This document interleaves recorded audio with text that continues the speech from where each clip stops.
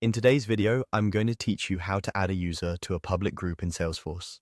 Public groups are a simple way to bundle users together so you can manage access to things like records, reports, dashboards, and folders with fewer clicks. We'll start from the Salesforce homepage and walk through creating a group and adding users right on the same screen. From your Salesforce homepage, look to the top right corner and click the gear icon. In the menu that opens, choose Open Advanced Setup. This takes you into the Setup area where all the configuration tools live. Give it a moment to load.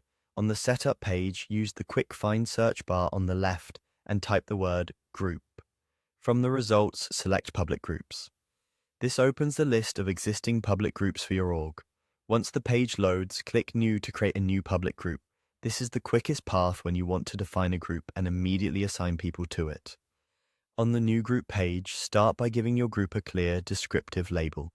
The unique name will usually autofill. You can leave it unless you follow a specific naming convention. If there's a description field, use it to explain the purpose of the group, like which team it serves or what access it enables. A good name and description make it much easier for admins to maintain things later. Next, add users to the group right away. In the Members section, use the Search Pick list to choose users. Find the people you want to include, then move them from available members to selected members. You can multi-select to speed things up. If your organization uses roles or other member types, you'll see those options in the same area. But for this walkthrough, we're adding individual users. Take a moment to confirm you've selected everyone you need. This helps prevent access issues down the line.